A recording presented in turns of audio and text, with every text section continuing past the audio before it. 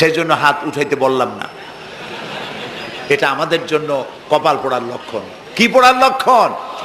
বিশ্বাস করুন ভাই, কোরআন শরীফ তাবিজ লেখার জন্য আসে নাই, কোরআন শরীফ ঝুলে ঝুলে আপনি পড়বেন এই জন্য আসে নাই। কোরআন আসছে তেলাওয়াত করবেন, বুঝবেন, আমল করবেন। হাদিস শরীফে এসেছে কোন সাহাবীর এক একটা সূরা শেষ করতে বছরের পর বছর চলে যেত। কারণ কি?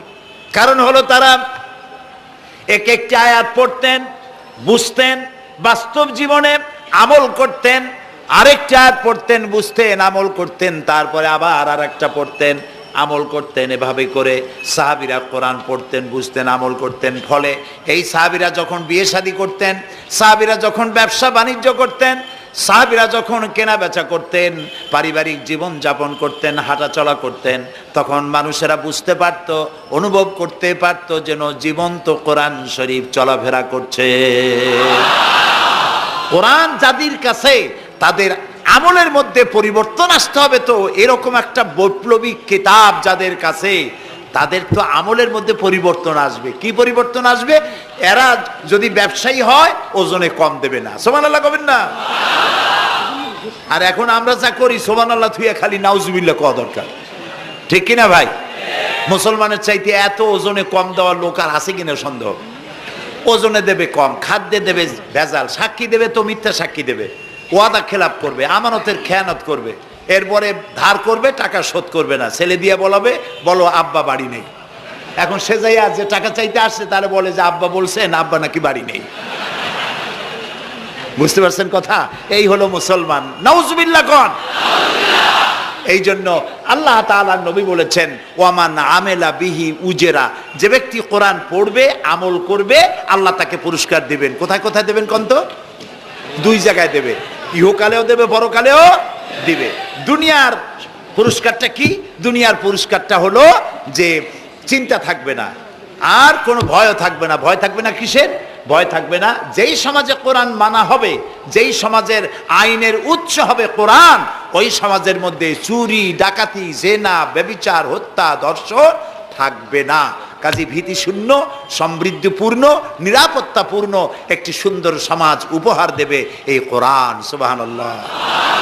সেই কোরআন আমরা তাবিজ বানাইছি, এটারে গোলাইয়া এই কোরআন শরীফের পাতা লিখিয়া তারপরে কি জানি কয়, পানির মধ্যে দিয়ে গোলাইয়া এগুলি খাওয়া হয়, মাদুলির মধ্যে ঢুকাইয়া গলার মধ্যে ঝুলানো হয়। দেখেন এই বাংলাদেশে যেসব কোরআন শরীফ ছাপা হয়, এই সব কোরআন শরীফের দুরবস্থা। এটা আছে কিনা আমি জানি না, আলহামদুলিল্লাহ এটা নাই।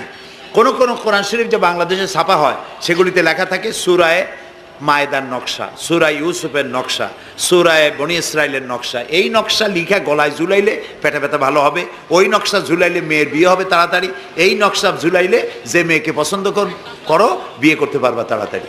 নাউজুবিল্লাহ কর। নকশার মধ্যে আছে কি? নকশার ভিতরে আছে 1293, 1711, 513 হাবিজাবি কতগুলো নাম্বার দিয়া তারপরে লাল কালি দিয়ে দাগ দিয়ে দিয়ে ধান্দাবাজি করা। এরপরে ওই ধান্দাবাজি তাবিজের কোনায় কোনায় লেখে ইয়া জিব্রাইলো, ইয়া মিকাইলো, ইয়া ইসরাফিলো, ইয়া আজরাইলো। উপরে লেখে ইয়া বধূহ, নিচে লেখে ইয়া বধূহ। আমি একজন তাবিজ লেখককে জিজ্ঞেস করলাম, ভাই ইয়া আজরাইলু ইয়া মিকাইলো তো বুঝলাম, ইয়া বধূহ কি? কয়েছে হুজুর আমি নিজেও বুঝি না বধূহ কি। এই হলো তাবিজ। এই তাবিজ লেখার জন্য আল্লাহ তাআলা কোরআন নাজিল করেন নাই। কথা কি বুঝে আসছে?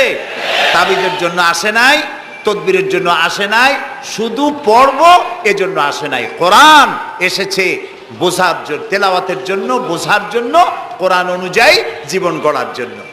আল্লাহর নবী তাই বলেন ওয়ামান আমেলা বিহি উজরা, কোরআন শরীফ যে পড়বে আর আমল করবে, দুনিয়ায় শান্তি দেওয়া হবে, আখিরাতেও পুরস্কৃত করা হবে। আখিরাতের পুরস্কারটা কি? নবীজি বলেছেন মান কারাল কোরআনা ফাস্তাজহারাহু ফাহাল্লা হালালাহু ওয়া হাররামা হারামাহু আদখালাহুল্লাহুল জান্নাহ ওয়া শাফাআহু ফি আশরাতিন মিন আহলি বাইতিহি কুল্লুহুম কাদ ওয়াজাবাত লাহুন নার। সাদাকান নবী সাল্লাল্লাহু আলাইহি ওয়াসাল্লাম। নবী করিম সাল্লাল্লাহু আলাইহি ওয়াসাল্লাম বলেছেন যে ব্যক্তি কোরআন পড়লো, বুঝলো, আর কোরআনের হালালকে হালাল জেনে চললো, হারাম থেকে বিরত থাকলো, আর কোরআনের আইনকে প্রতিষ্ঠিত করার আন্দোলনে শরীক হলো। সুবহানাল্লাহ। এরকম লোককে আল্লাহ তাআলা কিয়ামতের দিন জান্নাত দান করবেন। সুবহানাল্লাহ। ওয়ামান আমেলা বিহি উজরা ওয়ামান হাকামা বিহি আদালা। এ কোরআন শরীফ দিয়ে যে বিচার করবে, আল্লাহ তাআলা বলছেন সেই করবে কেবলমাত্র জাস্টিস, কিসত, জাস্টিস, ইনসাফ কায়েম করতে পারবে, যে কোরআন দিয়ে বিচার ফয়সালা করবে। আমাদের দেশে এই যে কোর্ট কাছারি আদালত আছে, এই কোর্ট কাছারি আদালতগুলি কোরআন দিয়ে যদি বিচার করতেন সেটা ইনসাফ হতো। যেহেতু ইনসাফ, আল্লাহর চাইতে ইনসাফগার আর কেউ নাই। আছে কি বলেন? নাই। এখানে ধরুন একজন মানুষ যদি একজনের একটা ঠ্যাং ভাঙিয়ে ফেলাই দিল, তাহলে বিচার কি হবে? ব্রিটিশ ল যেটা আছে, বাংলাদেশ পেনাল কোড যেটা আছে, এই পেনাল কোডে বলা হবে যে সলিমউদ্দিন ঠ্যাং ভাঙছে বসিরউদ্দিন, যে ভাঙছে তার জন্য শাস্তি এই হবে 6 মাসের জেল, 2000 টাকা জরিমানা করে দিল। এখন আপনি বলেন বিচার মাফে কি দিয়া? ইনসাফের প্রতীক কি? ইনসাফের প্রতীক দাড়িপাল্লা। এই দাড়িপাল্লায় এখন আপনি ওজন দেন ইনসাফ। ঠ্যাং ভাঙছে কার? সলিমউদ্দিন, তার ভাঙ্গা ঠ্যাং এক পাশে থন এক পাল্লায়, আর বসিরউদ্দিন ভাঙছে ঠ্যাং, সেই কারণে তার 2000 টাকা জরিমানা আর 6 মাসের জেল আর এক পাল্লায় রাখেন। এবার দাড়ি ধরে টান দেন, সমান হবে? যদি 50,000 টাকা জরিমানা হয় আর 6 বছরের জেল হয়, তাও কি সমান হবে? হবে না। সমান হবে কি হলে? সমান হবে ওই সলিমউদ্দিন ভাঙ্গা ঠ্যাং এক পাল্লায় দাও, আর যে ভাঙছে তার নাম কি? বসিরউদ্দিন। বসিরউদ্দিন কেউ যদি থাকেন রাগ করবেন না, আমি একটা দৃষ্টান্ত দিচ্ছি। এখন ওই বসিরউদ্দিন ভাঙ্গা, তারও একটা ঠ্যাং ভাঙ্গিয়া যদি এই পাল্লায় রাখেন, এখন যদি টান দেন তাহলে সমান হবে কিনা বলেন? এটা হচ্ছে কোরআন। এই কোরআন বলছে পায়ের বদলে পা, হাতের বদলে হাত, নাকের বদলে নাক, চোখের বদলে চোখ, জানের বদলে জান। সুবহানাল্লাহ। এটা ইনসাফ। এই ইনসাফ হচ্ছে কোরআনের দেওয়া ইনসাফ। সুতরাং আল্লাহ তাআলা নবী বলছেন ওয়ামান হাকামা বিহি আদালা, যে ব্যক্তি এই কোরআন দিয়ে বিচার ফয়সালা করবে, যে ব্যক্তি, যে পরিবার, যে সমাজ, তারা ইনসাফ কায়েম করতে পারবে। যেহেতু আল্লাহর চাইতে ইনসাফগার পৃথিবীতে আর কেউ নাই, আকাশেও নাই, জমিনেও নাই। রাসূলুল্লাহ বলছেন ওয়ামান দা ইলাইহি হুদিয়া ইলা সিরাতিল মুস্তাকিম, যে ব্যক্তি কোরআনের দিকে মানুষকে দাওয়াত দেয়, সেই একটি সহজ সরল রাস্তার দিকে দাওয়াত দেয়, যে রাস্তার শুরু পৃথিবী থেকে আর রাস্তার শেষ জান্নাতুল ফেরদাউসে গিয়া। সুবহানাল্লাহ। এটা হচ্ছে সেই কোরআন। বুঝতে না পারার কারণে আমরা বিপদে পড়েছি। প্রিয় ভাই সব, আপনারা আছেন কষ্টে, বসেছেন পানির মধ্যে, আছেন দাঁড়াইয়া, মাথার উপরে ছেঁড়া সামিয়ানা বিরক্ত করছে। আমি লম্বা করতে চাই না, অল্পের মধ্যে ছেড়ে দেই, যাতে করে আপনাদেরও সুবিধা হয়, কষ্ট না হয়।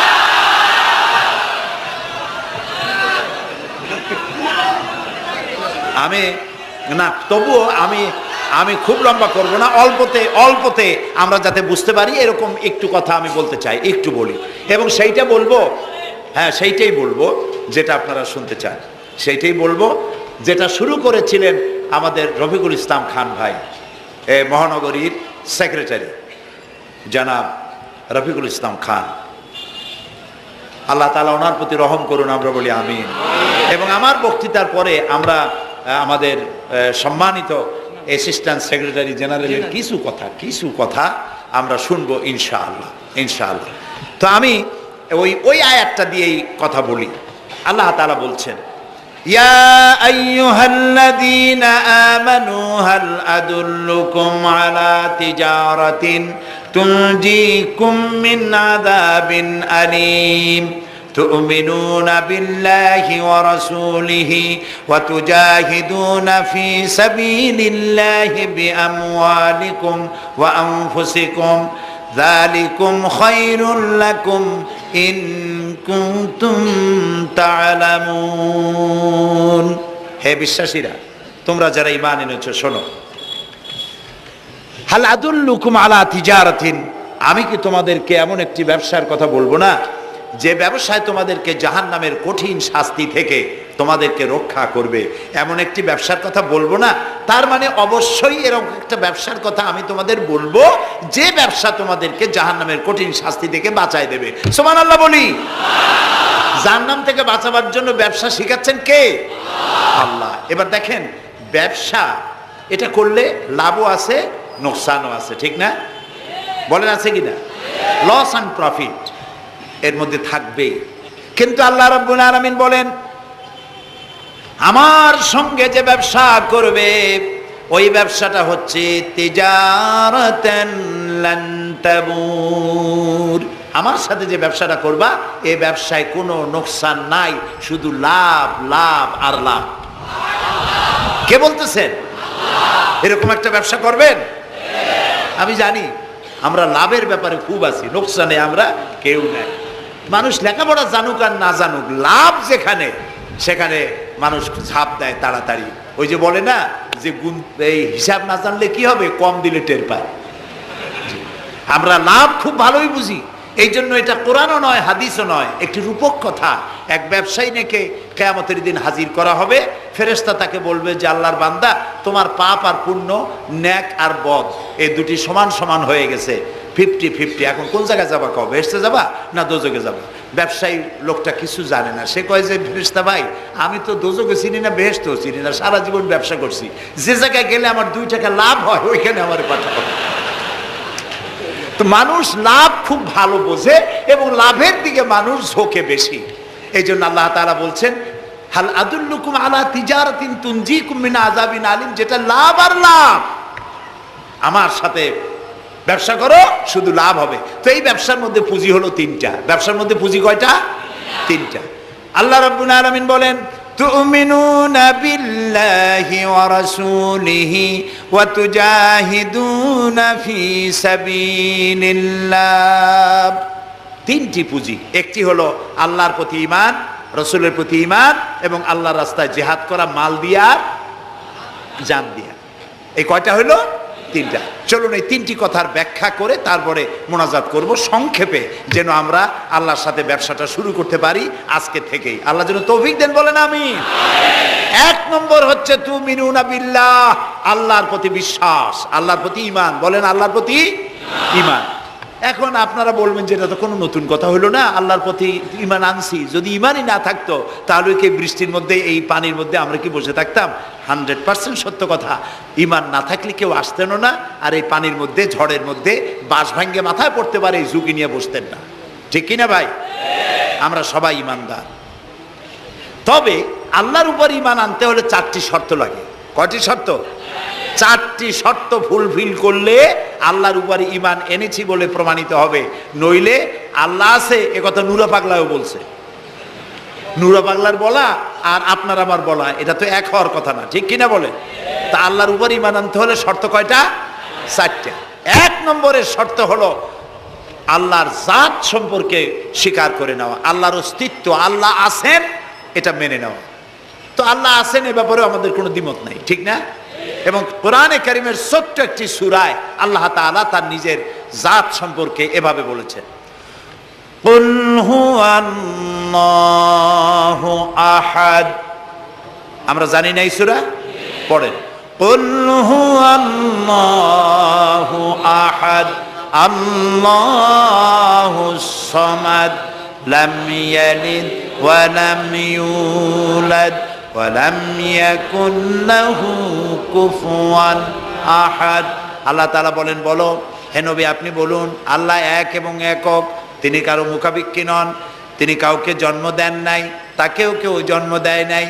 দুনিয়া এই আকাশে এবং জমিনে তার সমকক্ষ কেউ নাই। তিনি এক, তিনি একক, তিনি ছিলেন, তিনি আছেন এবং তিনি থাকবেন। লাইসা কামিসলিহি শাইউন, তার মতো কেউ নাই। তবে প্রশ্ন ওঠে আল্লাহ আছেন কোথায়? এরকম একটা প্রশ্ন করা যেতে পারে, আল্লাহ কোথায় আছেন? বলতে পারবেন কোথায় আছে? এটি নিয়ে বিভ্রান্তি আছে মানুষের মধ্যে। কেউ বলেন আল্লাহ সদা সর্বত্র বিরাজিত, সব জায়গায় তিনি আছেন। এই কথাটি সত্য নয়। আল্লাহর যদি সব জায়গায় থাকা লাগে তাহলে পৃথিবীর মধ্যে ভালো জায়গাও আছে, খারাপ জায়গাও আছে, আছে না খারাপ জায়গা? আমি সেসব জায়গার নাম নিলাম না, আপনারা বুঝে নেন। তাহলে আল্লাহ সব জায়গায় থাকলে এই কথা যদি সত্য হয়, তাহলে এটি অত্যন্ত বেয়াদবিমূলক কথা, এ কথা ঠিক না। আল্লাহ আছেন কোথায়? আল্লাহ নিজেই বলছেন তিনি কোথায় আছেন। কোরআনে কারিমে রব্বুল আলামিন তিনি কোথায় আছেন একথা তিনি নিজেই বলে দিয়েছেন। আর রহমানু আলাল আরশিস তাওয়া, আল্লাহ তাআলা আরশের উপরে আছেন, সুবহানাল্লাহ ওয়া বিহামদিহি। এবং প্রত্যেক রাত্রে তিনি শেষ রাত্রে প্রথম আকাশে আসেন, নবী করিম সাল্লাল্লাহু আলাইহি সাল্লাম বলেছেন। প্রিয় ভাই সব, তো আল্লাহ তাআলা সদা সর্বত্র বিরাজমান যে কথাটা বলা হয়, এটা আক্ষরিক অর্থে ওরকম না, এটা ব্যাখ্যা সাপেক্ষে কথা। আল্লাহ সদা সর্বত্র সব জায়গা সম্পর্কে ওয়াকিফাল, তিনি সব জানেন, সব দেখেন। তিনি সামিউন, তিনি বাসিরুন, তিনি দেখতে পান, তিনি শুনতে পান। আপনার আমার দেখার মধ্যে কোনো বাধা, প্রাচীর, অবস্ট্রাকশন কিছু একটা থাকতেই পারে, আল্লাহর দেখার মধ্যে কোনো বাধা নাই। অন্ধকার রাতেও দেখেন, কুয়াশাচ্ছন্ন হলেও দেখেন, মেঘের মধ্যেও দেখেন, তার দেখায় কোনো বাধা নাই, তার শোনায় কোনো বাধা নাই। এমনকি মহাসাগরের অতল তলদেশে ছোট্ট পাথরের গায়ে লাগানো একটি ছোট্ট পোকা, যাকে মাইক্রোস্কোপ যন্ত্র ছাড়া দেখা যায় না, এমন ছোট্ট সূক্ষ্ম একটি পোকাও যদি, ক্ষুদ্রাতি ক্ষুদ্র একটি পোকাও যদি পেটের জ্বালায় অথবা ক্ষুধার জ্বালায় চিৎকার মারে, কেউ শুনতে পায় না, আরশের মালিক আল্লাহ রব্বুল আলামিন তা শুনতে পান। এ হচ্ছে আল্লাহ, তিনি সব শুনতে পান, সব দেখতে পান। তার জাত সম্পর্কে স্বীকার করে নেওয়া, মেনে নেওয়া, তিনি আছেন, তার শক্তি সহকারে তাকে মানা। আমরা যে কোনো জিনিস বিশ্বাস করি তার শক্তি সহকারে বিশ্বাস করি। বাতাসকে বিশ্বাস করি, প্রচণ্ড বেগে বয়ে গেলে আমাদের মাথার উপরে যা আছে ভেঙে চুরে সব শেষ করি ভালো, এভাবে বিশ্বাস করি। পানিকে বিশ্বাস করি, সে চুবায়ে মারতে পারে, ডুবায়ে মারতে পারে, পানির চুবানো ভিজানো এ শক্তি পানির আছে। আমরা আগুনকে বিশ্বাস করি, জ্বালিয়ে পুড়িয়ে ছাই করে দিতে পারে, এভাবে আগুনের শক্তি সহকারে বিশ্বাস করি। সাপকে বিশ্বাস করি, বাঘকে বিশ্বাস করি, দংশন করলে, থাবা মারলে কাম সারা। পয়জনকে বিশ্বাস করি, খাইলে পরে মরে যেতে পারি, শক্তি সহকারে বিশ্বাস করি, ঠিক না? এখন আল্লাহরে বিশ্বাস করি, এই কথা শুধু বললেই হবে না, আল্লাহকে বিশ্বাস করতে হবে তার গুণ সহকারে। সেই জন্য 4টি শর্তের 1 নম্বর শর্ত হলো আল্লাহর অস্তিত্বকে মানা। 2 নম্বরের শর্ত হচ্ছে আল্লাহর গুণাবলীকে স্বীকার করা, মেনে নেওয়া। আল্লাহর গুণাবলী কি? কোরআন শরীফে আল্লাহর অনেকগুলি নাম আছে। আল্লাহ এ হচ্ছে ইসমে জাত। আল্লাহ এটা কি? ইসমে জাত, আসল নাম কি? আল্লাহ। বলেন সবাই আল্লাহ ন, কিন্তু আল্লাহ এটা অশুদ্ধ, বলার সময় মুখটা গোল হয়ে যাবে। আল্লাহ বলেন সবাই আল্লাহ। কি মধুর নাম, সুবহানাল্লাহ, সুবহানাল্লাহ। আল্লাহ নিজেই বলেছেন ওয়ালাহুল আসমাউল হুসনা, আল্লাহ রয়েছে সুন্দর সুন্দর নাম। 99টি নামের কথা কোরআনে কারিমে আল্লাহ তাআলা নিজেই বলেছেন, সুবহানাল্লাহ। এখন ওই নামগুলিকে বলা হয় সিফাতি নাম, অর্থাৎ গুণবাচক নাম। এই গুণ সহকারে তাকে স্বীকার করতে হবে। তিনি রাজ্জাক, খেতে দেওয়ার মালিক কে? আল্লাহ। তিনি রব, সৃষ্টি করেন। তিনি খালেক, তিনি স্রষ্টা। তিনি রব, তিনি প্রতিপালনকারী। তিনি রহমান, তিনি দয়ালু। তিনি রহিম, তিনি রহমান, তিনি দাতা। রহিম, তিনি দয়ালু। অর্থাৎ প্রত্যেকটা নামের এক একটা শব্দ অর্থ আছে, এবং সেই অর্থ সহকারে বিশ্বাস করতে হবে তাকে। এই বিশ্বাস যদি আমরা করতে পারি, তাহলে শিরক থেকে আমরা বাঁচতে পারবো। সুবহানাল্লাহ বলেন। আচ্ছা বলেন তো, সন্তান দেওয়ার মালিককে? সন্তান না দেওয়ার মালিককে? হায়াতের মালিককে? মওতের মালিককে? খেতে দেওয়ার মালিককে? কষ্ট দেওয়ার মালিককে? কষ্ট থেকে বাঁচাবার মালিককে? সব কিছুর মালিককে। এইভাবে আমরা কি বিশ্বাস করি? না, সবাই করি না। যারা বলেছেন আমিও বিশ্বাস করি, হ্যাঁ বিশ্বাস আমাদের থাকতে পারে, কিন্তু অনেক লোক আছে এভাবে বিশ্বাস করে না বলেই বিবাহ করেছে, সন্তান হয় না। তখন শাহ আলী বাগদাদি রহমতুল্লাহ আলাইহের মাজারে গিয়া সেখানে বসে তার ওই মাজারের কাছে গিয়ে চাইলো আমারে সন্তান দাও, খাজা বাবা সন্তান দাও। অথবা হাইকোর্টের মাজারে বৃহস্পতিবার দিন গিয়ে ভিড় করলো, বাবা সন্তান দাও, অথবা মামলায় পড়েছি বাঁচায় দাও, পরীক্ষা দেবে ছেলে পাস করায় দাও, ইত্যাদি। বলেন এরকম? বলে না? জায়েজ নাই, একদম জায়েজ নাই। কাকে বলতে হবে? আল্লাহর নবী বলেছেন ওয়াইদা সাআলতা ফাসআলিল্লাহ, কিছু বলতে চাইলে আল্লাহরে বলো। ওয়াইজা সাআলতা ফাসআলিল ফাস ওয়াইজা ইসতাআনতা ফাসতাইন বিল্লাহ, সাহায্য যদি চাও আল্লাহর কাছে সাহায্য চাও। আমরা সূরা ফাতিহার ভিতরে প্রত্যেক নামাজের প্রতি রাকাতে বলি ইয়্যাকা না'বুদু ওয়া ইয়্যাকা নাস্তাঈন, হে আল্লাহ তাআলা একমাত্র তোমার ইবাদত করি আর একমাত্র তোমারই কাছে সাহায্য কামনা করি। হযরত ইব্রাহিম আলাইহিস সালাম আমাদের জাতির পিতা। একটু আগে আমরা বলছি না সবাই, ইব্রাহিম আলাইহিস সালামকে আগুনে, এটারে এদিক ফিরিয়ে দিল কে?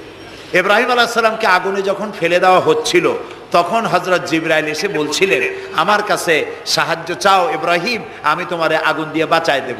এই যে ইব্রাহিম আলাইহিস সালামের কাছে তাকে সাহায্য দেওয়ার জন্য বলা হলো, এটা কে ঘোরাঘুরি করে? এই মাইকের হর্ন ঘুরান কেন? যেমন ছিল ওই দিকে দিয়ে দেন, আমারে শোনায় তো লাভ নাই। প্রিয় ভাই সব, ইব্রাহিম আলাইহিস সালামকে জিবরাইল বললেন আমার কাছে সাহায্য চাও। ইব্রাহিম আলাইহিস সালাম সাহায্য চাইছিলেন? বলেন চাইছিলেন? হযরত ইব্রাহিম বলেছেন জিবরাইল আমি কেন সাহায্য চাইব তোমার কাছে? আমি তো এমন কোন অন্ধ আল্লাহর ইবাদত করি না যিনি তার নিজের চোখে তার গোলামের দুঃখ দুর্দশা দেখতে পান না। আল্লাহ কি দেখছেন না যে আমি বিপদে পড়ছি? আমি তোমার কাছে কেন সাহায্য চাইবো? আমি আগুনে পড়লে যদি আল্লাহ খুশি হন তাহলে আমি তো এভাবে হাজারবার পড়তে রাজি আছি আমার আল্লাহকে খুশি করার জন্য। এটা হলো আল্লাহর প্রতি বিশ্বাস এবং আল্লাহর কাছে চাওয়া। চাইতে হবে কার কাছে? আমি বিপদে পড়ছি বলবো কারে? আমি অশান্তিতে আছি বলবো কারে? আমার অভাব আছে বলবো কারে? সর্বাবস্থায় আল্লাহকে বলতে হবে। দেখুন আমাদের জাতির পিতা ইব্রাহিম আলাইহিস সালামের কথা এ কোরআন শরীফে আল্লাহ তাআলা বলে দিয়েছেন। তিনি কি বলেছেন? হযরত ইব্রাহিম বলেছেন আল্লাযী হুয়া ইউতঈমুনি ওয়া ইয়াসকিন, আমি যখন ক্ষুধার্ত হই আল্লাহ আমারে খাওয়ান, আমি যখন তৃষ্ণার্ত হই আল্লাহ আমারে পান করান। ওয়া ইযা মারিতু ফাহুয়া ইয়াশফিন, আমি যখন অসুস্থ হই আল্লাহ আমারে রোগ মুক্ত করেন। সুবহানাল্লাহ। আইয়ুব আলাইহিস সালাম 18 বছর রোগ ভোগ করলেন, কষ্ট পাইলেন, তিনি সাহায্য কার কাছে চাইছিলেন?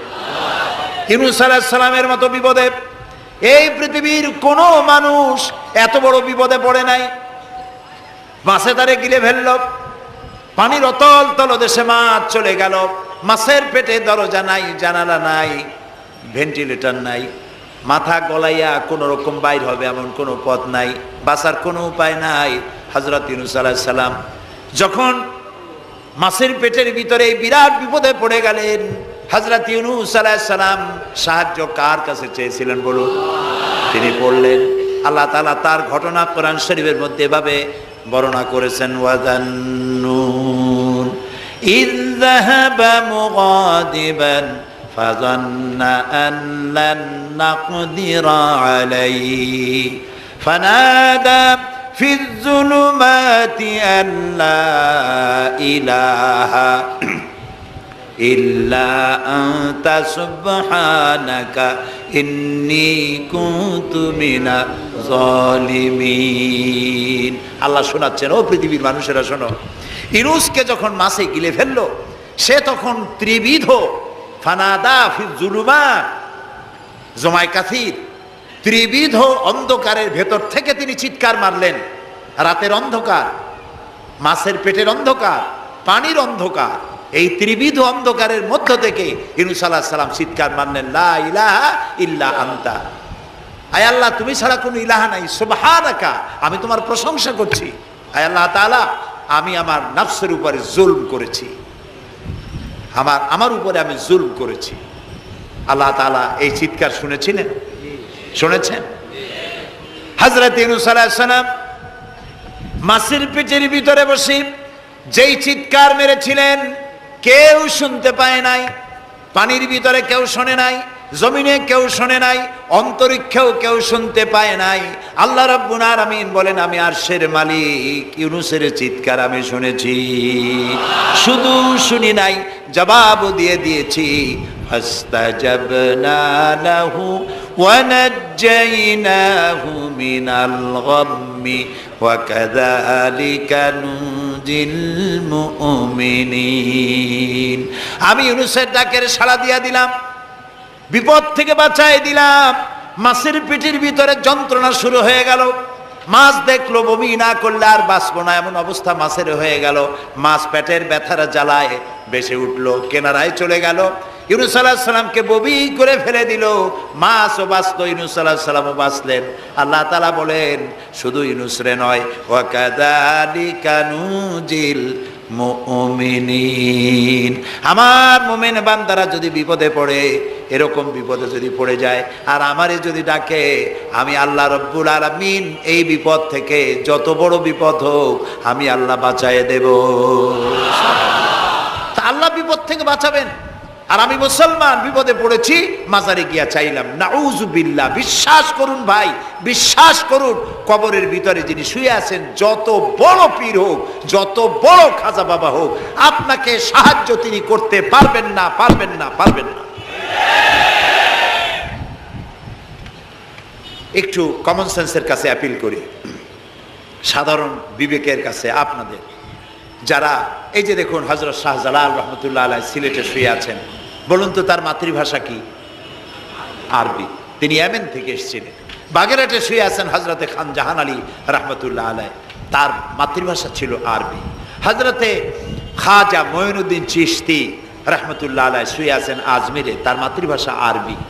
আমরা বাংলাদেশ থেকে, এই দেশ থেকে কোনো লোক গেল সিলেটে, গেল বাগেরহাটে অথবা বাগদাদে চলে গেল, এইসব বড় বড় আল্লাহর ওলিদের মাজারে গিয়ে বাংলা ভাষায় বলল, বাবা আমি তো বিপদে পড়ে আসছি, নির্বাচনে দাঁড়াইছি, আমি যেন জিততে পারি।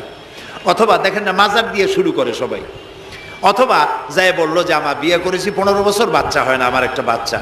অথবা মামলায় পড়েছি, আমার একটু জিতায় দাও। ব্যবসা করি, এত টাকা লস দিতে দিতে শেষ হয়ে গেছি। বাবা আপনি বললেন কোন ভাষায়? শাহজালাল খুব বুঝলেন, বড় পীর সাহেব খুব বুঝছেন।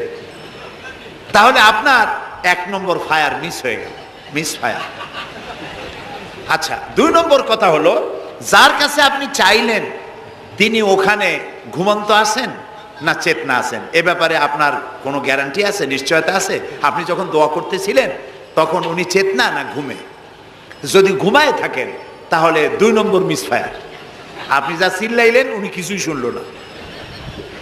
3 নম্বরে, কবরে যে শাহজালাল রহমতুল্লাহ আলাইহি অথবা মঈনুদ্দিন চিশতি রহমতুল্লাহ আলাইহি, আল্লাহর ওলিরা, যত বড় বড় ওলি আল্লাহ আছেন, যার কাছে আপনি বিশ্বাস করেন ওলি হিসেবে, উনি যে কবরে আছেন তার নিশ্চয়তা কোথায়? কবরে তো নাও থাকতে পারেন, কারণ আল্লাহ তাআলার 2টা জায়গা আছে করা। বিদেহী আত্মা, এই দেহ থেকে আত্মা যখন সরে যায়, আল্লাহ যখন নিয়ে যান, দেহটার তো কোনো দাম নাই, এটা হচ্ছে নশ্বর, আত্মা হচ্ছে অবিনশ্বর। এই দেহটা মাটির সাথে পচে যাবে, গলে যাবে, কোরআন শরীফে বহুবার বলা হয়েছে। তো আল্লাহ তাআলার 2টা মেহমানখানা আছে, একটা হলো সিজ্জিন আর একটা নাম বলেন ইল্লিন। 2টা মেহমানখানা। যেমন এই পৃথিবীতেও মেহমানখানা 2 রকম হয়। সরকারের 2 রকম মেহমানখানা। চোর, ডাকাত, খুনি, বদমাস, এগুলি যদি গ্রেফতার হয় তাহলে ওরা খাবে কি? ওদের তো শ্বশুর বাড়ি দিয়ে অথবা বাপের বাড়ি দিয়ে ভাত খাবার দেওয়া হবে না, গভর্নমেন্টের মেহমান হয়ে গেছে।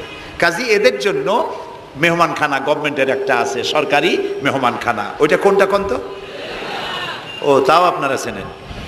আরেকটা মেহমানখানা হচ্ছে ভিআইপিদের জন্য, যারা ভেরি ইম্পর্টেন্ট পার্সন অথবা ভেরি ভেরি ইম্পর্টেন্ট পার্সন যারা, তাদের জন্য, অর্থাৎ প্রেসিডেন্ট, প্রধানমন্ত্রী, মন্ত্রী, এমপি, সচিব, ওনারা যখন বাংলাদেশের কোনো জায়গায় বেড়াতে যান তখন সরকারি মেহমানখানা ওনাদের জন্য থাকে। ওইটার নাম কি? সার্কিট হাউস, ডাক বাংলা ইত্যাদি, রেস্ট হাউস, এগুলি তার জন্য থাকে। তো পৃথিবীর মানুষের জন্য শ্রেণীভেদে যদি এ ধরনের মেহমানখানা থাকে, তো যারা নাকি দুনিয়া থেকে মারা যাবে ওদের জন্য আল্লাহর মেহমানখানা থাকতে নাই? আছে, এবং সেটা আগেই বলেছি। যারা জাহান্নামে যাবে ওদেরকে রাখা হবে সিজ্জিন নামক একটা মেহমানখানা আছে, ওখানে তারা থাকবে। আর যাদেরকে আল্লাহ জান্নাতে নিবেন, তো বিচারের আগে তো জান্নাতে নেবেন না, তাদেরকে ইল্লিন নামক সার্কিট হাউস জাতীয় এই জাতীয় একটা ভালো জায়গায় আল্লাহ তাআলা তাদের রাখবেন। তাহলে আপনি যে কবরের কাছে যায় চাইলেন, হয় ঘুমায় আছে, আপনার ভাষা বুঝলো না, আর কবরে থাকলেও ঘুমে আছে নাকি তাও আপনি জানেন না, আর কবরে নাই এটাও হতে পারে যে আল্লাহ তাআলা অন্য কোথাও তাকে নিয়ে রেখেছেন। কাজেই তিনটা জিনিসই আপনার পথের ভাড়া নষ্ট, পরিশ্রম নষ্ট, আর তিনটা ফায়ার করছিলেন, তিনটা ফায়ার মিস হয়ে গেল। তাহলে হবে এমন সত্তার কাছে, কোন পীর নয়, বুজুর্গ নয়, খাজা বাবা নয়, চাইতে হবে এমন সত্তার কাছে যিনি কখনো ঘুমান না, যিনি বাংলাও বোঝেন, ইংরেজিও বোঝেন, আরবিও বোঝে, উর্দুও বোঝে, সকল ভাষা যিনি সৃষ্টি করেছেন, সেরকম কেউ কি আছেন? আছেন? কি নাম তা? এক আঙ্গুল আকাশের দিকে উঁচু করে বলেন, নাম কি? আরো জোরে বলেন, আবারও বলেন, সুবহানাল্লাহ, আলহামদুলিল্লাহ বলেন। এই জন্য নবী করিম সাল্লাল্লাহু আলাইহি ওয়াসাল্লাম বলছেন, ওয়াইজা সাআলতা ফাসআলিল্লাহ, কিছু বলতে হলে আল্লাহরে বলো। ওয়াইজা ইসতাআনতা, সুয়াল করলে আল্লাহরে বলো। ওয়াইজা ইসতাআনতা ফাসতাইন বিল্লাহ, আর যদি সাহায্যের প্রয়োজন হয় কোনো ব্যাপারে, যে কোনো ব্যাপারে সাহায্যের প্রয়োজন, আল্লাহর কাছে চাও। আমাদের অবস্থা হলো এই যে ইমাম তো দুর্বল, বিপদে পড়লেই দৌড় দেয় মাজারের দিকে। মুসলমানের সম্পর্ক মাজারের সাথে হবে না, সম্পর্ক হবে মসজিদের সাথে। আল্লাহর নবী যখনই বিপদে পড়তেন, মুসিবতে পড়ে যেতেন, সঙ্গে সঙ্গে উজু করে মসজিদে নববীর ভিতরে প্রবেশ করতেন, 2 রাকাত কাজায়ে হাজাতের নামাজ পড়তেন, আল্লাহর দরবারে হাত তুলতেন, চোখের পানি ছেড়ে দিতেন, আল্লাহ রাব্বুল আলামিনের দরবারে মোনাজাত কবুল হয়ে যেত। নবীজি আমাদেরকে উপদেশ দিয়েছেন, বিপদে যদি পড়ো, মুসিবতে যদি পড়ে যাও, উজু করো, মসজিদের ভিতরে ঢুকে যাও, কাজায়ে হাজাতের নামাজ পড়ো, আর সেজদায় পড়ে চোখের পানি দিয়া, গাল ভিজানো নয়, চোখের পানি দেয়া যায় নামাজ ভিজিয়ে দাও, আর আল্লাহর কাছে প্রার্থনা করো, কাঁদতে থাকো। রব্বুল আলামিন, আল্লাহর নবী বলেছেন, বান্দা যদি গুনাহ মাফির জন্য গুনাহ করেছে, লজ্জায় অনুতপ্ত হয়ে অনুশোচনা করে বান্দা যখন কাঁদতে থাকে, চোখের পানি নাকের অর্ধেক আসতে না আসতে আল্লাহ রব্বুল আলামিন বান্দারে মাফ করে দেন। বিশেষ করে বুড়া মানুষ, আমাদের মধ্যে 2 শ্রেণীর লোক আছে, যুবক আর বৃদ্ধ। মাহফিলগুলিতে আল্লাহর মেহেরবানি যুবকেরা অনেক বেশি আসে, আলহামদুলিল্লাহ বলুন। এরকম আসতে করলেন কেন? আপনি তাকায় দেখেন, ডানে বায় তাকান, ডানে বায় তাকান, দাড়ি পাকা কয়জন আছে দেখেন।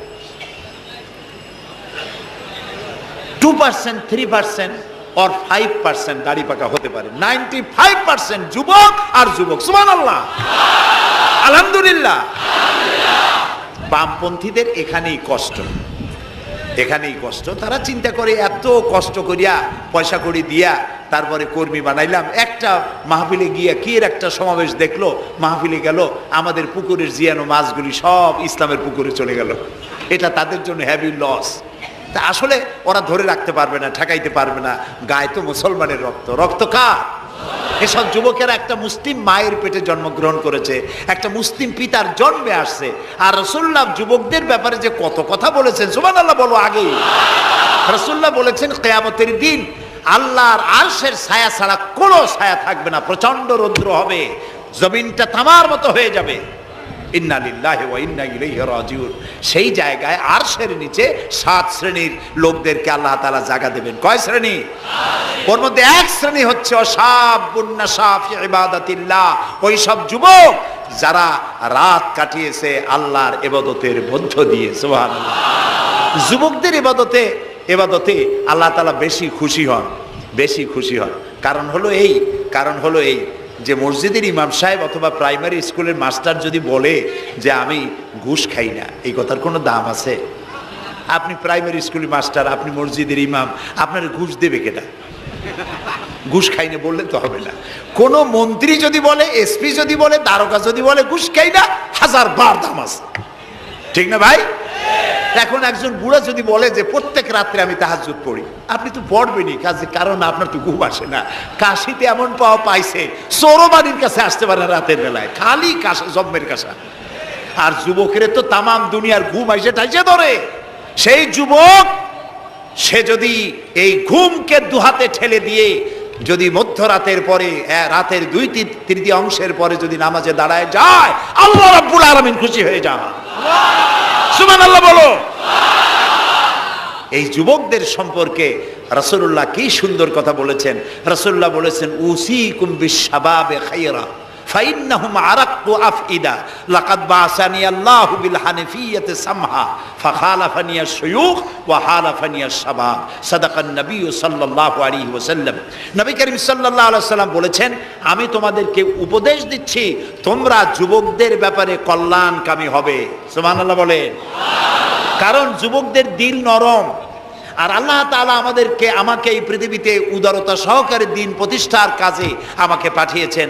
আর এই পৃথিবীতে আমার আল্লাহর দেওয়া ইসলাম প্রতিষ্ঠা করার কাজে আমার বিরোধিতা করেছে বুড়োরা, আর সহযোগিতা করেছে যুবকেরা। দেখেন না রাসূলুল্লাহর সাথে বিরোধিতা কারা করলো? তাদের বয়স কত? আবু জাহেল, আবু লাহাব, ওতবা, সাইবা, মুগিরা, ওলীদ, আবু সুফিয়ান, কুষ্টি সুদ্ধা সকলের বয়স ছিল 40-এর ওপরে। আর যারা ঈমান আনলো সর্বপ্রথম, তাদের বয়সগুলি রাসূলুল্লাহকে যারা সাহায্য করলেন, হযরতে জুবাইর ইবনুল আওয়াম, আব্দুর রহমান বিন আউফ ইসলাম কবুল করলেন, বয়স তখন 17 বছর। হযরতে আবু বকর ইসলাম কবুল করলেন, বয়স তখন 37 বছর। হযরত ওমর রাদিয়াল্লাহু তাআলা ইসলাম কবুল করলেন, বয়স তখন 26 বছর। হযরত আলী যখন ইসলাম কবুল করেছেন, বয়স তখন মাত্র 8.5 বছর। সব তরুণেরা, যুবকেরা ইসলামের জন্য রক্ত দিয়েছে, যুবকদের রক্তের উপর ইসলাম প্রতিষ্ঠিত হয়েছে। সুবহানাল্লাহ। সেই জন্য এই যৌবনকালে ইবাদতের মূল্য সর্বাধিক। আর বুড়োরাও যখন আল্লাহর দরবারে হাত তোলে, যারা বুড়ো আছেন, আমার বয়সে যারা এসে গেছেন বা আমার থেকে যাদের বয়স বেশি, আপনারা অসন্তুষ্ট হচ্ছেন না তো যে যুবকদের এত কইলাম আর আমরা কিছু পাইলাম না, এরকম বলবেন নাকি? এক বুড়ি এসে রাসূলুল্লাহকে বলছিলেন যে, হে রাসূল, আমার জন্য দোয়া করেন, আমি যেন জান্নাতে যাইতে পারি। রাসূলুল্লাহ বলছেন, বুড়ি তো জান্নাতে যাবে না, বুড়ি জান্নাতে যাবে না, বুড়ি তো কান্দে শেষ। রাসূলুল্লাহ বলতেছেন জান্নাতে যাবে না, রাসূলুল্লাহ বলছেন বুড়ি কান্দো না, তুমি যখন জান্নাতে যাবা একেবারে যুবতী হয়ে যাবা, তখন তুমি বুড়ি থাকবা না। সুবহানাল্লাহ। সুতরাং বুড়ো মানুষের মন খারাপ করার কারণ নাই, ওই যৌবনকালটা আমরা সবাই পার করে এসেছি। সুবহানাল্লাহ। সেটা যদি ভালো কাজে করে থাকি আল্লাহর কাছে পুরস্কার পাবো, আর যদি অন্যায় করে থাকি সেজন্য আল্লাহর কাছে বিনীতভাবে ক্ষমা চাই। আল্লাহ আমাদের মাফ করুন, বলি আমিন। সবাই বলি আমিন। যুবক ভাইয়েরা, আর বৃদ্ধদেরকে এখন আরেকটি কথা বলতে চাই, সেটা হলো বুড়োরা যদি আল্লাহর কাছে যখন হাত তোলে, আল্লাহ তাআলা বলেছেন, হে রাসূল, ইসলামের মধ্যে থেকে যে চুল দাড়ি পাকাইছে, ইসলামের মধ্যে থেকে দাড়ি চুল পাকায় ফেলেছে, এই অবস্থায় আমার কাছে যদি হাত তোলে আর কাঁদতে থাকে, এই বুড়োটারে আমি খালি হাতে ফেরত দিতে আমার শরম করে। আমি কেমনে বুড়োটারে খালি হাতে ফিরাই? একবার হযরত ওমর রাদিয়াল্লাহু তাআলা আনহু নবী করিম সাল্লাল্লাহু আলাইহি ওয়াসাল্লামের ঘরে প্রবেশ করে দেখছেন তিনি কাঁদছেন। হযরত ওমর জিজ্ঞেস করলেন, ইয়া রাসূলুল্লাহ, আপনি কাঁদছেন কেন? তিনি বললেন, এইমাত্র জিবরিল এসেছিল, জিবরিল এসে আমারে বলে গেল যে আপনার উম্মতের মধ্যে যেই সব লোক ইসলামের মধ্যে থেকে দাড়ি চুল পাকিয়েছে, কিয়ামতের দিন আল্লাহ তাআলা ওই সব বুড়া বুড়িদেরকে শাস্তি দিতে লজ্জাবোধ করবেন।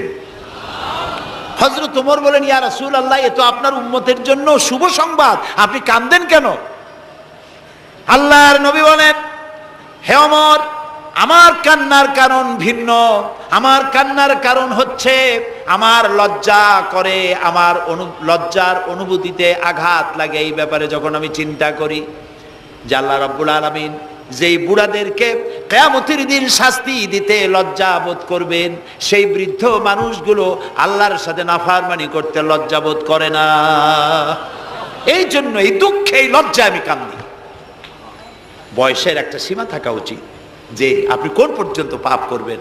বুড়া হয়ে গেছে, তারপরও মদ খায়, তারপরে জেনা, ব্যভিচার, শয়তানি, বদমাশি, এগুলি কি? দাড়ি চুল পাকা এগুলি কি? এগুলি আগে পাকতো না কারো। পৃথিবীতে সর্বপ্রথম দাড়ি আর চুল পেকেছে হযরত ইব্রাহিম আলাইহিস সালামের, এর আগে কারো দাড়ি চুল পাকে নাই। ইব্রাহিম আলাইহিস সালাম প্রশ্ন করলেন আল্লাহর কাছে যে, আল্লাহ তাআলা, এটা কি হলো আমার?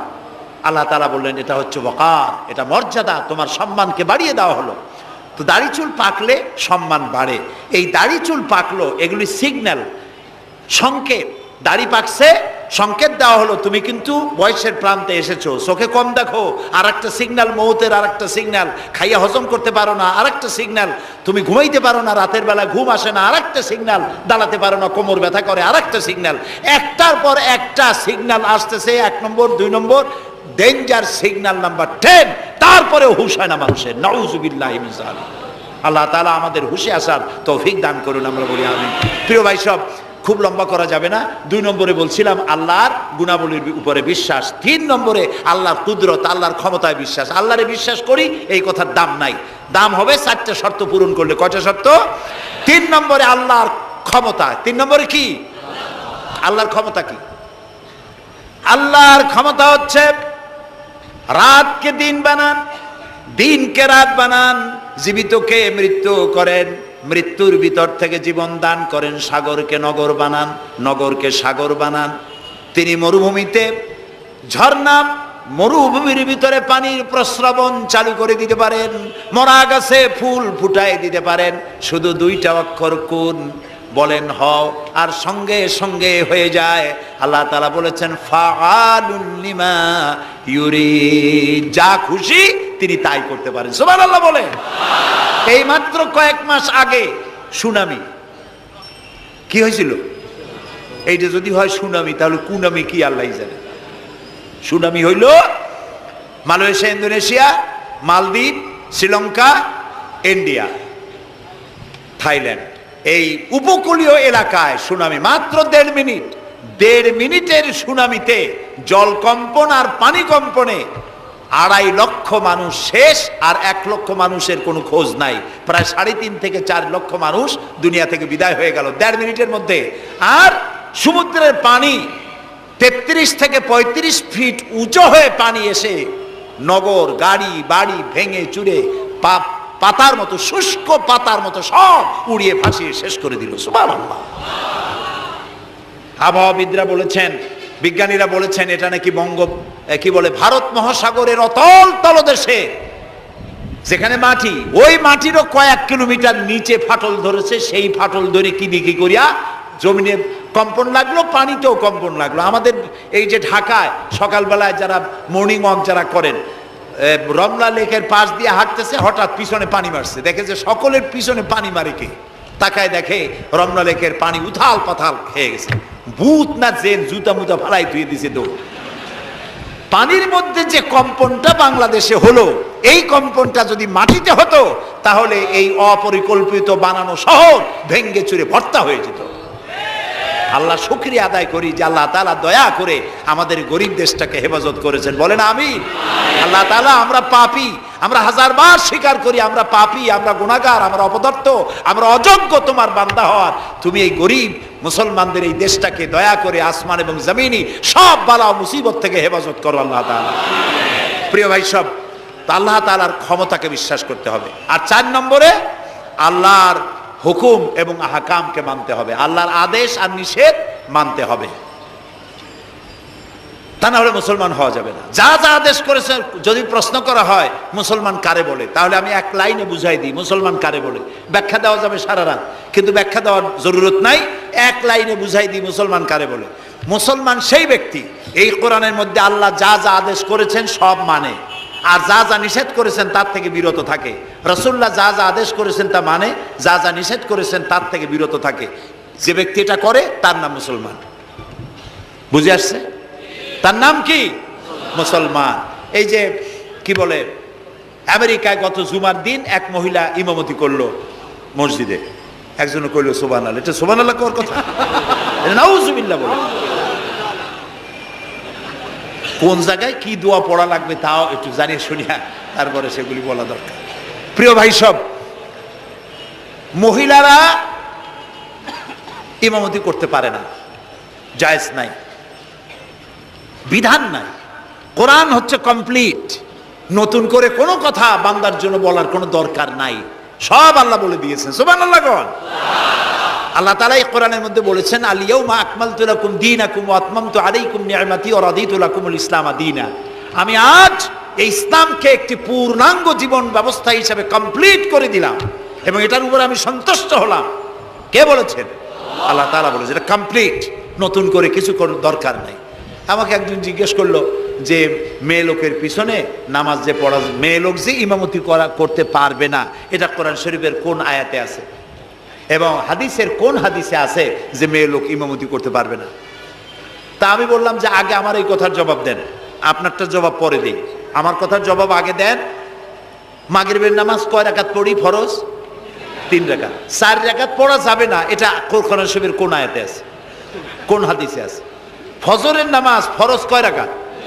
3 রাকাত পড়া যাবে না, অথবা 4 রাকাতও পড়া যাবে না, এটা কোন হাদিসে আছে, কোন আয়াতে আছে? কয় যে কোনো জায়গায় নেই। তা আমি বললাম ওঠাও কোনো জায়গায় নেই। রাসূলুল্লাহ ইবাদতের যে নমুনা দেখিয়েছেন, যেভাবে করেছেন, তিনি 2 রাকাত ফজরের নামাজ 2 রাকাত পড়েছেন, আল্লাহ বলে দিয়েছেন ওইটাই ফরজ, ওর 1 রাকাত বেশি পড়া যাবে না। 3 রাকাত মাগরিব, 1 রাকাত বাড়ানো যাবে না। জোহর সব দিন জোহর পড়ি 4 রাকাত ফরজ, আর জোহরের ওই নামাজটি জুমার দিনে কয় রাকাত পড়ি? 2 রাকাত ফরজ পড়ি। এই কনসেশন কে করলো? না, আল্লাহ করেননি। এই কনসেশন করেছেন মুহাম্মদ রাসূলুল্লাহ সাল্লাল্লাহু আলাইহি ওয়াসাল্লাম। ইবাদত রাসূলুল্লাহ যদি 2 রাকাত পড়েন, 2 রাকাত পড়াই ফরজ। যদি ইবাদতের যে সব নমুনা তিনি দেখাইছেন, তার থেকে ইবাদতের নতুন কোনো নমুনা দেখাবার কোনো সুযোগ নাই। মহিলাদের আল্লাহ পাক এই পৃথিবীতে একজন মেয়ে লোককে নবী বানান নাই, বানিয়েছেন? যদি মহিলাদের ইমামতি জায়েজ থাকবে, তাহলে নবী করিম সাল্লাল্লাহু আলাইহি সাল্লামের জামানায় না হোক, অন্তত তার ইন্তেকালের পরে তার স্ত্রী আমাদের মা হযরত আয়েশা সিদ্দিকা রাদিয়াল্লাহু তাআলা আনহা এবং খাতুনে জান্নাত হযরত ফাতেমা রাদিয়াল্লাহু তাআলা আনহা মসজিদে নববীতে অন্তত একদিনের জন্য হলেও জুমার নামাজের ইমামতি করার চান্স পেতেন। সুতরাং ইসলামে নাই, ইতিহাসে নাই। এগুলি হচ্ছে ইসলামের বিরুদ্ধে পরিচালিত যত ষড়যন্ত্র বর্তমান যুগে শুরু হয়েছে, এটাও তার আরেকটি ষড়যন্ত্র ইসলামের বিরুদ্ধে। প্রিয় ভাই সব, এই জন্য আমাদের মনে রাখতে হবে নতুন কোনো কথা আমরা মানি না। কোরআন এবং হাদিসের মধ্যে আল্লাহ তাআলা সব কমপ্লিট করে দিয়েছে, সুবহানাল্লাহ বিহামদি। এই জন্য আল্লাহর হুকুম এবং আহকামকে মানা, এই 4টি কাজ, এই 4টি শর্ত যদি পরিপূর্ণ করতে পারি, তাহলে আমরা পুরোপুরি মুসলমান। মিথ্যা কথা বলা যাবে না, ওজনে কম দেওয়া যাবে না, খাদ্যে ভেজাল দেওয়া যাবে না, মদ জুয়ার কাছে যাওয়া যাবে না, জেনা ব্যভিচারের কাছে যাওয়া যাবে না। সকল ব্যাপারে আমাদেরকে ঐক্যবদ্ধ থাকতে হবে ইসলামের উপরে। আমরা বলি আলহামদুলিল্লাহ। প্রিয় ভাই সব, আজকে আমাদেরকে, আমি আর লম্বা করতে চাই না, অন্তত এতটুকুন যেন আল্লাহ আমাদেরকে আমল করার তৌফিক দেন। আমরা বলি আমিন, সবাই বলি আমিন। এজন্য চাই আমাদের দেশে আমরা যেন এই দেশটিকে, পৃথিবীর প্রত্যেকটি মুসলিম দেশের আশেপাশে আরো অনেক মুসলিম দেশ আছে, আর আমাদের ভৌগোলিক অবস্থানটা এমন যে আমাদের আশেপাশে অনেক বড় বন্ধুরা এত বড় আমাদেরকে মহব্বত করেন, কাটা তার দিয়ে বেড়া দিতেছে। তারা আমাদেরকে সাংঘাতিক ভালোবাসে, আমাদের সাথে কোলাকুলি করে, কিন্তু মাঝখানে একটা বড় মাদার গাছ আছে। কথা বুঝতে পেরেছেন? এই জমিনে বাস করতে হলে সম্মান নিয়ে, ইজ্জত নিয়ে, স্বাধীনতা নিয়ে যদি বাঁচতে হয়, তাহলে এখানে একটি আদর্শিক বাঁধের প্রয়োজন। ওরা কাঁটা তারের বেড়া দিয়েছে, আমরা আদর্শের বেড়া দেব। সেই আদর্শের নাম হলো ইসলাম, কেবলমাত্র ইসলাম, একমাত্র ইসলাম। এবং এই আদর্শ সকলের জন্য, কারণ ইসলাম তো আমার একার না। ইসলাম কি আমার একার? আপনাদের একার? ইসলাম কার? আল্লাহর। জোরে বলেন ইসলাম কার? অনেকে প্রশ্ন করেন যে ইসলাম যে আপনারা ইসলাম করেন, ইসলাম যদি পৃথিবীতে আসে, যদি বাংলাদেশে কায়েম হয়, তাহলে হিন্দু, খ্রিস্টান, বৌদ্ধ ওদের কি হবে? তা আমি বলি, দেখেন, মায়ের চাইতে খালার মহব্বত বেশি হওয়া এটা খুব সুলক্ষণ না। এটা কি লক্ষণ? এটা একটা কুলক্ষণ। হিন্দু কার? জবাব দেন। হিন্দু কার? খ্রিস্টান কার? বৌদ্ধ কার? ইহুদি কার? আমরা কার? আর এই কোরআনটা আল্লাহ তাআলা। কই যে তা ঠিক, কিন্তু কোরআন তো 1400 বছরের পুরানা। এই পুরানা জিনিস দিয়া এই বিজ্ঞানের যুগে এটা চলবে কেমনে আমরা একসাথে থাকবো? বলি ভাই, সূর্যটা কতদিনের পুরাতন কন্ত দেখি? কয় তা তো কোটি কোটি বছরের পুরানা।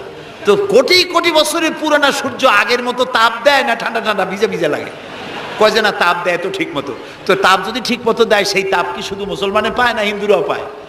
ডাবের পানি যখন আমরা খাই মুসলমানের মুখে মিষ্টি লাগে, আর হিন্দুরা যখন ডাব খায় তিতের চোটে গাল কানের কাছে যায় না? সবাই সমানভাবে পায় বলেন? তাহলে কোটি কোটি বছরের পুরানা সূর্য জাতি ধর্ম দল মত নির্বিশেষে বিশ্বব্যাপী যদি তার কল্যাণময়িতা, যদি তার কল্যাণ করতে পারে, তাপ দিতে পারে, আলো দিতে পারে সমভাবে, তাহলে মাত্র ১৫০০ বছর আগের সূর্যের তুলনায় একেবারেই টাটকা কোরআন শরীফ। মাত্র ১৫০০ বছর আগে এই কোরআন শরীফ দিয়ে যদি আইন তৈরি হয়, তাহলে হিন্দুর কোনো অসুবিধা হওয়ার কথা? খ্রিস্টানের, মেয়ে লোকের, পুরুষের কারো কোনো অসুবিধা হবে? হতে পারি না, যেহেতু এই কথাগুলি কার? আল্লাহ তাআলার কথা। দেখুন, কোরআন যদি মানা হয়, যেখানে মানবেন সেখানে শান্তি, যেখানে মানবেন না সেখানে অশান্তি। আল্লাহ তাআলা এই কোরআন বোঝার তৌফিক আমাদেরকে দান করুন। আমরা বলি আমিন। কোরআন এইভাবে এই সামান্য সময় বোঝানো সম্ভব না, সেই জন্য আমি আপনাদেরকে উপদেশ দেওয়ার মতো আমি এরকম ধৃষ্টতা দেখাবো না। আমি পরামর্শ দিতে চাই আপনাদেরকে, যে সেটা হচ্ছে কোরআন বোঝার জন্য তাফসীর পড়বেন। কি পড়বেন কন্ত? যেই তাফসীরটা পড়লে পরে ইসলাম বুঝবেন, নিজেকে বুঝবেন, নিজের দায়িত্বের অনুভূতি বুঝবেন, সেই তাফসীরটার নাম তাফহিমুল কোরআন। বলেন তো নামটা কি? আর একবার বলেন। 19 খণ্ডে সমাপ্ত। এটি নামটা যদিও আরবি, এটি বাংলায় অনুবাদ করা হয়েছে। বাংলা আমার মায়ের ভাষা, আলহামদুলিল্লাহ কোন। বাংলা ভাষার জন্য আমরা গর্বিত, আলহামদুলিল্লাহ কোন। আর ভাষার স্রষ্টা পৃথিবীর কোনো মানুষ নয়, ভাষার স্রষ্টা কে? আল্লাহ চুজ করেছেন আমাদেরকে বাংলা ভাষার জন্য, তাই আমরা বাংলা ভাষী। আর বাংলা আমার প্রিয় ভাষা, আমার মায়ের ভাষায়, আমার বাপের ভাষায়, এই বাংলা ভাষায় কোরআন শরীফে অনেক তাফসিরের বাংলা হয়ে গেছে, আলহামদুলিল্লাহ। এবং হাদিস, এমন কোন হাদিস নাই যার বাংলা হয় নাই। এমন কোন ইসলামী সাহিত্য যা মুসলমানদের জন্য প্রয়োজন, তার সবগুলি বাংলা ভাষায় ছাপা হয়ে গেছে, আলহামদুলিল্লাহ। কিন্তু আমাদের একটু কপাল খারাপ, এখানে বিমল মিত্রের কড়ি দিয়ে কিনলাম এত বড় বই, এগুলো পড়তে মাথায় যন্ত্রণা হয় না। শরতের রচনাবলী, রবীন্দ্রের রচনাবলী, বঙ্কিমের রচনাবলী পড়তে মাথায় যন্ত্রণা হয় না। বড় বড় নাম করা নাট্যকারদের লেখা এই সেই হাবিজাবি কত বইপত্র, সব পড়তে পারে, কিন্তু কোরআন শরীফের একটা তর্জমা, একটা আয়াত, 2টা আয়াত পড়ার মতো ধৈর্য আমাদের নাই। প্রিয় ভাই সব, যারা পড়ে না তারা পৃথিবী গড়তে পারে না, যারা পড়ে তারাই গড়ে। আপনি চিন্তা করে দেখেছেন, গত 100 বছরের ভিতরে এই মুসলমানেরা পৃথিবীকে কিছু উপহার দিতে পেরেছে আবিষ্কার করে। আপনার পকেটে যে মোবাইল, আমার পকেটে যে মোবাইল, এটা আমাদের আবিষ্কার করা না? কম্পিউটার আমাদের আবিষ্কার করা না? কিন্তু যখন আমরা পড়তাম তখন আমরা আবিষ্কারও করতাম। এক সময় ঘড়িটা আমরা আবিষ্কার করেছি। আপনার আমার হাতে যে ঘড়ি, এই ঘড়ি আবিষ্কার করেছে মুসলমানেরা। কম্পাস আবিষ্কার করেছে মুসলমান। অ্যালজাবরা, ম্যাথামেটিক্স, জিওমেট্রি আবিষ্কার করেছে মুসলমানেরা। এই সার্জারি, শল্য চিকিৎসা আবিষ্কার করেছে মুসলমানেরা। অনেক বন্দুক, কামান আবিষ্কার করেছে মুসলমানেরা। যারা যখন তারা পড়তো তখন তারা দেশ গড়ত, পৃথিবী তাদের পায়ের উপরে চুমা খাইতো। এখন লেখাপড়া নাই, অন্যের বানানোটা সেইটা গ্রহণ করি। যদি পড়তাম তাহলে নিজেকেও করতে পারতাম, পৃথিবীকেও কিছু দিতে পারতাম।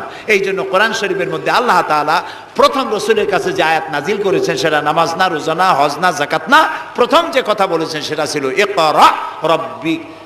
ইকরা বিস্মি রাব্বিকাল্লাযী খালাক। পড়ো পড়ো, রিড অ্যান্ড রিড। তুমি তোমার প্রভুর নামে, তোমার আল্লাহর নামে পড়ো। আল্লাহ প্রথম কি বলেছেন? পড়ো। সেই পড়ার কাছে আমরা নাই। আমরা কি ওয়াদা করতে পারবো যে এখন থেকে আমরা পড়বো? পারবো ওয়াদা করতে? এই পৃথিবীকে যদি কিছু দিতে চাই, আমার নিজের পরিবার যদি গড়তে চাই, সমাজ এবং রাষ্ট্র বিনির্মাণে যদি কোনো অবদান রাখতে চাই, পড়ার কোনো বিকল্প নাই। আসুন আমরা সবাই মিলে পড়ি, ইসলামের বইপত্র পড়ি, সাহিত্যের কোনো অভাব নাই। ইসলামী সাহিত্যের বিশাল ভান্ডার খুলে দেওয়া হয়েছে বাংলাদেশে, আলহামদুলিল্লাহ কর, জোরে আলহামদুলিল্লাহ কর। তাফহিমুল কোরআন কোথায় আছে খুঁজে বের করতে হবে। মাত্র 1000 টাকা হাদিয়া, মাত্র 1000 টাকা।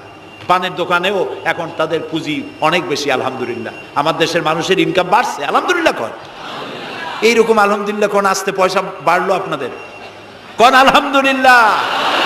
মানুষের না শুকরিটা বেশি। দেখেন রোজার মাসে কাঁচামরিচের দাম একটু বেড়ে গেল, দেখছেন না শুকরি, তখন কি চিল্লা পাল্লা শুরু হয়ে গেল।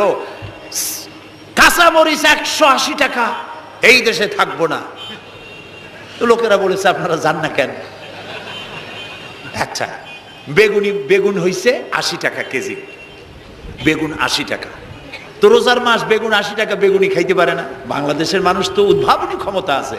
পত্রিকায় দেখলাম যে পেপেনি বানাইছে তারা, পেঁপে কাইটিয়া তাতে বেসন লাগাইয়া বেগুনি আর বানাইতে পারে নাই, পেপেনি বানাইছে। তো দেখলাম যে নোবেল, এই ভাজা পোড়ার উপরে যদি নোবেল পুরস্কারের কোনো ব্যবস্থা থাকতো তাহলে বাংলাদেশ নোবেল পুরস্কার পাইতো পেপেনি বানাইয়া। বেগুন হয়েছে 80 টাকা, সেই জন্য ঝগড়াঝাটি এক শেষ। কাঁচামরিচ 120 টাকা, সেজন্য একেবারে চিল্লায় শেষ। কিন্তু মূলা যখন 3 টাকা, গরুতেও খায় না, এত মূলা হইলো, এত কপি হইলো, সেজন্য আল্লাহ শুকরিয়া নাই, শুকরিয়া আদায় করে না। মানুষকে আল্লাহ শুকর আদায় করতে হবে। এই দেশ আমাদের, এটা মার্চ মাস, এই দেশে এই মাসেই দেশ স্বাধীন হয়েছিল। সেই স্বাধীনতার জন্য যারা জীবন দিয়েছিলেন তাদের জন্য আমরা মোনাজাতে দোয়া করব, এবং এই স্বাধীনতা, সার্বভৌমত্ব কিয়ামত পর্যন্ত আল্লাহ যেন এই দেশে টিকিয়ে রাখেন, সেজন্য আল্লাহর কাছে আমাদেরকে দোয়া করতে হবে। স্বাধীনতার কত দাম এটা বুঝতেছে আজ প্যালেস্টাইনের ফিলিস্তিনি মুসলমানেরা, বুঝতে পারছে কাশ্মীরের মুসলমানেরা, বুঝতে পারতেছে চেচনিয়া বসনিয়ার মুসলমানেরা। আমরা যেন, আমাদেরকে আল্লাহ তাআলা যেন কিয়ামত পর্যন্ত এই স্বাধীনতার মর্যাদা দেওয়ার তৌফিক আমাদেরকে যেন দেন, আমরা বলি আমিন। প্রিয় ভাই সব, সেই জন্য বলছিলাম পড়তে হবে, বইপত্র কিনবেন, মাত্র 1000 টাকা হাদিয়া, তাফহিমুল কোরআন। প্রথম খণ্ডকে যদি একসাথে সব না কিনতে পারেন, অন্তত 1 খণ্ড 2 খণ্ড 3 খণ্ড কিনে হলেও পড়বেন। আর 5 ওয়াক্ত নামাজকে সঠিকভাবে আদায় করবেন। যেভাবে ওয়াজ শুনতে আসছেন, তাফসীর শুনতে আসছেন, এইভাবে মসজিদে গিয়ে বা জামাত নামাজ আদায় করবেন। নামাজ পড়লে কপাল খুলবে। কপাল হলো সৌভাগ্যের প্রতীক, আর নাক হলো মর্যাদার প্রতীক। মানুষে বলে না যে ভাই আমার কপাল পুড়ছে, কপালে কি আগুন লাগছিল? পুড়লো কেন? কপাল পুড়ছে মানে ভাগ্য নষ্ট হয়েছে। আবার বলে ভাই আমার নাক কাটা গেছে, তো নাক কাটছে কি দিয়ে? ছুরি দিয়ে না কেচি দিয়ে? নাক কাটা গেছে মানে কি? মানে হলো ছেলে আর মেয়ে এমন কাম করছে, বেইজ্জত হয়ে গেছে, আমার নাক কাটা গেছে। তাহলে বোঝা গেল নাক হলো মর্যাদার প্রতীক, আর কপাল হলো মর্যাদার প্রতীক। সৌভাগ্যের প্রতীক কপাল, আর মর্যাদার প্রতীক হলো নাক। এই নাক আর কপাল দিয়ে কেউ যদি তার ভাগ্য সুপ্রসন্ন করতে চায়, মর্যাদা যদি বৃদ্ধি করতে চায়, দৈনিক 5 বার এই